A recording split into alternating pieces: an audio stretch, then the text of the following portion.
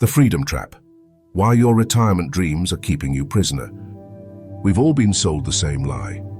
Work hard now, save religiously, and someday you'll be free.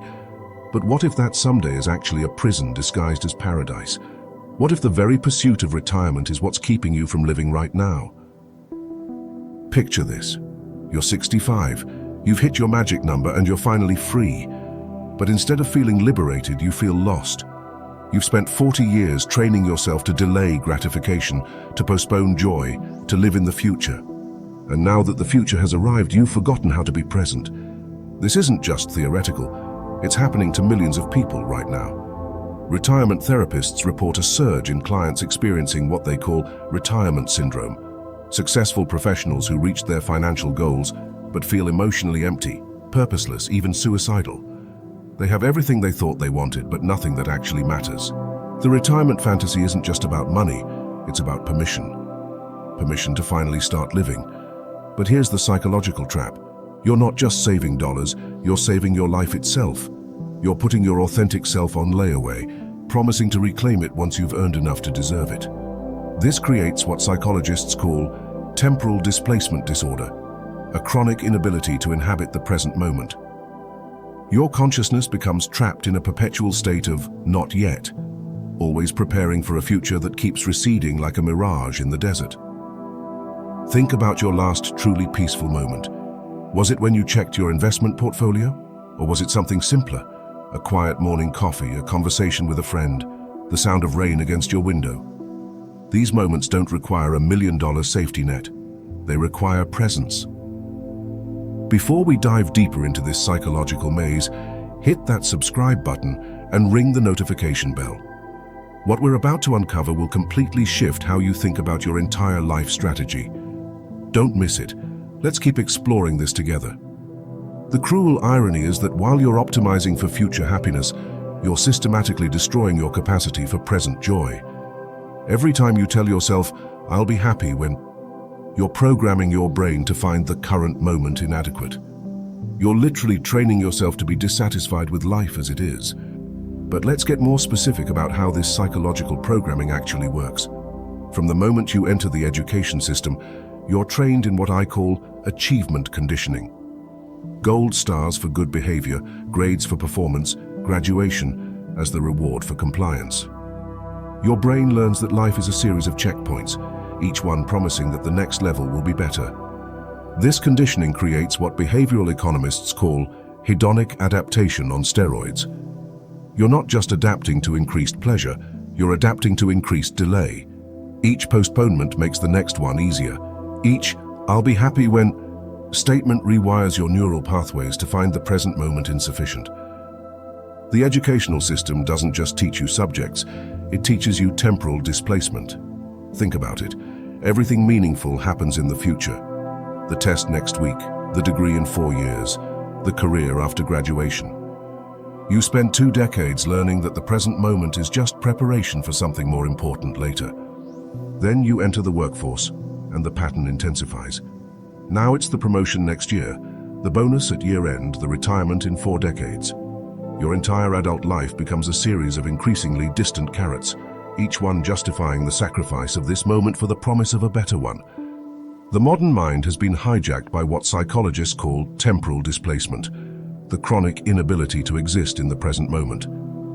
We're always preparing for the next phase, the next achievement, the next milestone. But here's what no one tells you. This mental pattern doesn't just disappear when you retire, it intensifies. Studies show that people who spend decades deferring happiness often experience what researchers call retirement depression. They reach their financial goals but feel emotionally bankrupt. Why? Because they never learned the skill of being alive in the moment. They became experts at delay, masters of postponement, but amateurs at living. Your brain is incredibly adaptable, but it's also habit-forming. If you train it for 30 years to find meaning in future achievements, it won't suddenly know how to find meaning in present experiences. The neural pathways of someday become superhighways, while the pathways of right now remain barely traveled dirt roads.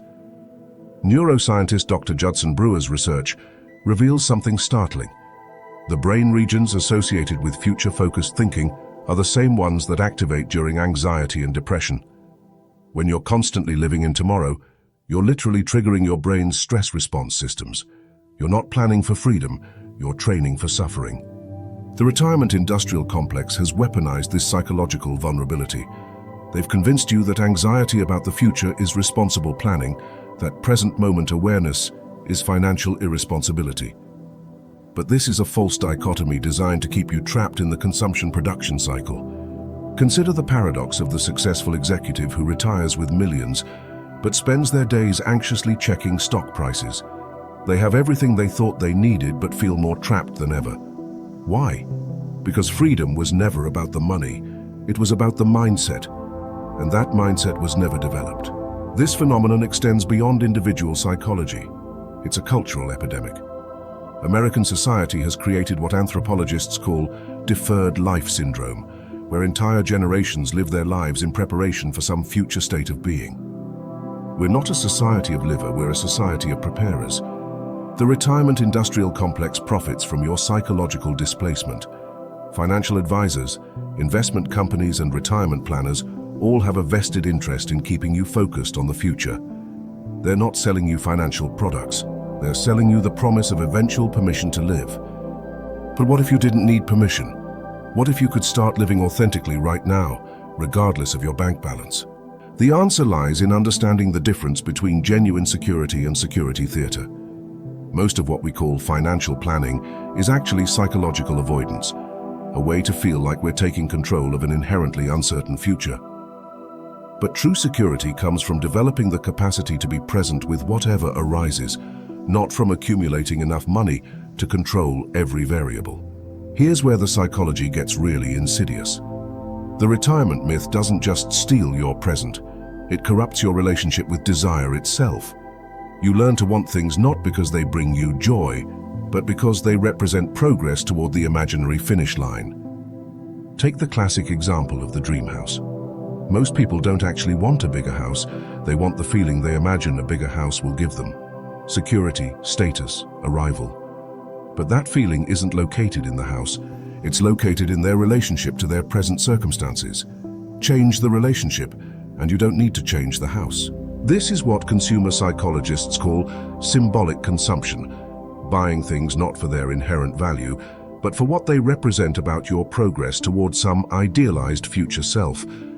The retirement account becomes the ultimate symbolic purchase. You're literally buying a version of yourself that doesn't exist yet. But here's the devastating truth. That future self you're saving for, they won't be you. Longitudinal studies show that people's core values, preferences, and personality traits change dramatically over decades. The 65-year-old you is essentially a different person than the 35-year-old you. You're sacrificing your actual life for someone you'll never meet. Meanwhile, the real you, the one reading this right now, has actual needs, actual desires, actual capacity for joy. But you've been trained to see this current self as somehow less important than the hypothetical future self. It's a form of temporal discrimination. You're literally prejudiced against your present moment existence.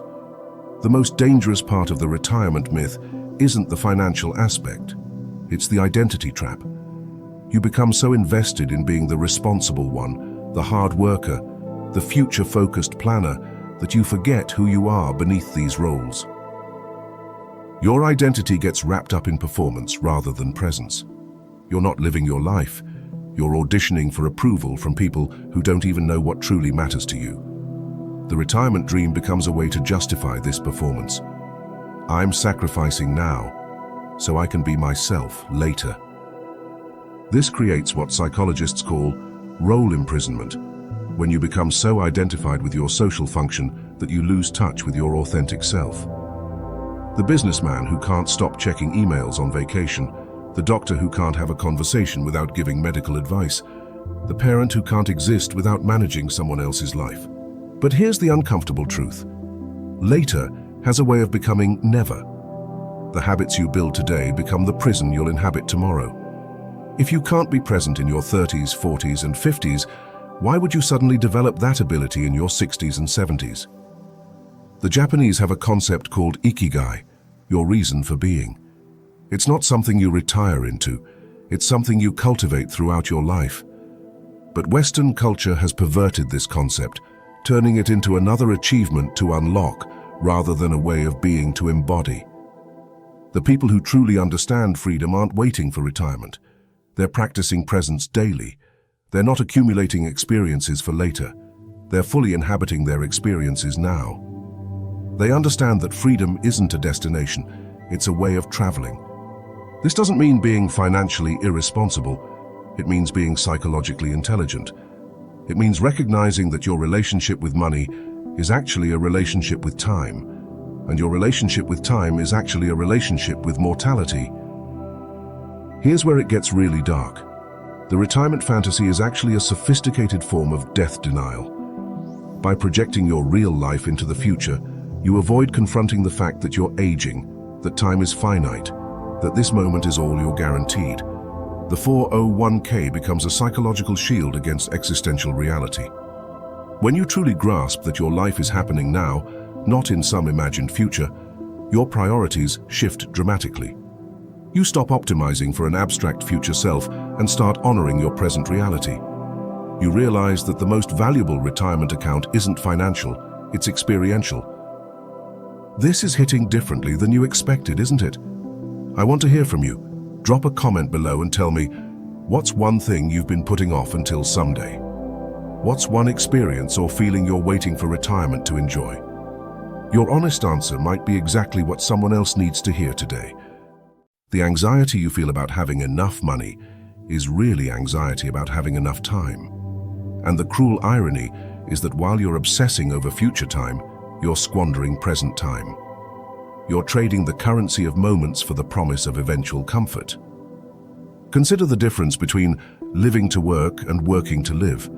Most people think they're doing the latter while actually doing the former. They're not working to support their life, they're working to delay it. Their real life is always just around the corner, just after the next promotion, just after the next bonus, just after retirement. But life isn't a dress rehearsal. This is it. This moment. This breath, this choice, it's all happening now. The retirement you're chasing might never come, or it might come too late to matter. The only retirement that's guaranteed is the one you give yourself today. The decision to retire from the performance and start showing up as yourself. This revelation leads to what I call micro-retirements, moments throughout your day where you completely disconnect from productivity and reconnect with presence. These aren't breaks from your real life, they are your real life. Everything else is just the infrastructure supporting these moments of genuine aliveness. But there's another layer to this psychological trap that most people never recognize. The retirement fantasy is actually a sophisticated form of spiritual bypassing. Instead of doing the inner work of becoming present, of developing equanimity with uncertainty, of learning to find meaning in the ordinary moments of life, you outsource your spiritual development to financial planning. The 401k becomes your meditation practice. The investment portfolio becomes your prayer. The retirement calculator becomes your oracle. You're essentially practicing a materialist religion where salvation comes through accumulation rather than awakening. This creates what I call deferred enlightenment syndrome. The belief that peace, wisdom, and contentment will naturally arise once your external circumstances are optimal. But every wisdom tradition in human history teaches the opposite.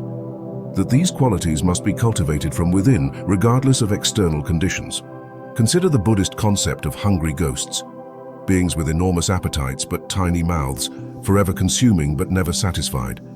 The retirement-obsessed mind is essentially a hungry ghost, constantly feeding on future fantasies, but never able to digest the nourishment available in the present moment. The tragic irony is that the very qualities that make retirement appealing, peace, freedom, contentment, the ability to be fully present, are available right now. They're not products you can purchase, they're capacities you can develop. But instead of developing them, you've been taught to delay them. This delay has massive psychological costs that compound over time, just like interest. Every year you postpone presence, you lose neural plasticity for presence. Every year you postpone joy, you lose capacity for joy. Every year you postpone authenticity, you lose touch with who you actually are beneath all the roles and responsibilities. The path forward isn't about abandoning all planning or financial responsibility. It's about recognizing that you have two lives, the one you're living and the one you're planning. The tragedy occurs when the second completely overshadows the first. True freedom comes from understanding that you don't need to earn the right to be present. You don't need to achieve a certain net worth before you're allowed to feel joy. You don't need to wait for retirement to start living authentically. The most radical act isn't quitting your job or abandoning your savings plan. It's retiring from the mindset that your worth is determined by your productivity, that your happiness must be deferred, that your authentic self is something you can only afford later. This psychological shift requires what I call temporal rebellion, the conscious choice to reclaim your present moment from the tyranny of future-focused thinking. It's about recognizing that every moment you spend worried about retirement is a moment stolen from the life you're supposedly preparing for. But temporal rebellion isn't just a personal practice. It's a radical political act. The entire economic system depends on your willingness to defer gratification, to trade present aliveness for future security. When you start living fully in the present, you become a threat to the consumption-production cycle that keeps the machine running. This is why presence is so subversive. A truly present person doesn't need as much stuff. They don't need to constantly upgrade, acquire, accumulate. They find richness in simplicity, depth in ordinary moments, wealth in experiences that don't cost anything. They're essentially opting out of the economic anxiety that keeps everyone else trapped. The advertising industry understands this threat, which is why every commercial is essentially selling you a version of your future self. The car that will make you confident, the house that will make you secure, the investment account that will make you free. They're not selling products, they're selling temporal displacement. But here's what happens when you truly commit to presence. You start to see through these manipulations. You realize that confidence comes from self-acceptance, not from a car. Security comes from adaptability, not from a house. Freedom comes from non-attachment, not from an investment account. This doesn't mean becoming a minimalist monk or rejecting all material possessions. It means developing what Buddhists call right relationship with things, using them without being used by them, enjoying them without being enslaved by them, planning for the future without sacrificing the present. Start practicing presence now. Take mini-retirements daily, moments where you're not producing, not optimizing, not preparing for anything, just being. These aren't luxuries, they're training exercises for the freedom you claim to want. The retirement you're really seeking isn't financial independence, it's psychological liberation. It's the freedom to be yourself without explanation, to live according to your values rather than others' expectations, to prioritize presence over performance. Consider this. What if your retirement savings were actually presence savings? What if instead of accumulating dollars, you accumulated moments of genuine aliveness? What if your portfolio consisted of experiences, relationships, and states of being rather than stocks and bonds? This isn't about becoming a spiritual hippie or abandoning material reality. It's about recognizing that the most valuable currency in life isn't money, it's attention, and attention can only be spent in the present moment. Every second you're not present is a second you'll never get back, regardless of how much money you have. The great deception of modern life is that we're taught to optimize for everything except the thing that matters most: our capacity to be alive in this moment. We optimize our careers, our investments, our productivity, our efficiency. But we never optimize our presence. We never learn to be fully here. What would it look like to optimize for aliveness instead of accumulation? What would it mean to measure wealth in moments of genuine connection rather than dollars in an account? What if your retirement planning included developing the capacity for wonder, cultivating the ability to find joy in simple things, practicing the art of being rather than becoming? These aren't abstract philosophical questions. They're practical life design choices. Every day you have hundreds of micro opportunities to choose presence over productivity, being over becoming, aliveness over achievement. Most people miss these opportunities because they've been trained to see them as distractions from real work. But what if these moments are the real work? What if the ability to be fully present is the most important skill you could develop? What if your capacity for joy, wonder, and contentment is more valuable than any financial asset? If this perspective is creating a shift inside you, don't keep it to yourself. Hit that subscribe button and ring the notification bell so you never miss content that could change how you see your entire life. And drop a comment below. Share one micro moment from your day where you chose presence over productivity. Your story might be the permission someone else needs to start living differently. Let's build a community of people who choose aliveness over achievement. This perspective flip changes everything. Suddenly, that morning, coffee isn't just fuel for productivity. It's an opportunity to practice presence. That conversation with your child isn't just an interruption to your schedule, it's a masterclass in aliveness. That walk in nature isn't just exercise, it's spiritual practice. And that retirement? It's available right now. Not when you hit your number, not when you turn 65, not when everything is perfectly planned. Now. The only question is whether you have the courage to claim it. The freedom trap isn't just about retirement. It's about the entire structure of modern life that teaches us to live everywhere except where we actually are. Breaking free doesn't require a financial revolution. It requires a psychological one. It requires the radical act of choosing presence over performance, being over becoming, aliveness over achievement. But here's the ultimate paradox. When you stop living for retirement and start living for this moment, you often end up more financially secure anyway. Why? Because present moment awareness leads to better decisions, clearer priorities, and less compulsive spending. You stop buying things to fill the void created by not being present to your life. You realize that most of what you thought you needed was actually compensation for not being fully alive. The expensive vacation becomes unnecessary when you can find wonder in your daily walk. The luxury car becomes irrelevant when you're not trying to impress people who don't really know you. The big house becomes excessive when you're actually present in whatever space you occupy. Your real retirement began the moment you started reading this. The question is, will you notice? Will you have the courage to step off the treadmill of endless preparation and into the fullness of this moment? Will you choose to live your actual life instead of the life you're planning to live someday? The choice is yours. But remember, you're making it right now, not someday. And that choice will determine whether you spend your remaining years truly free or trapped in a prison of your own making, surrounded by all the security you accumulated but missing the very thing you were trying to secure, the experience of being fully, vibrantly, authentically alive.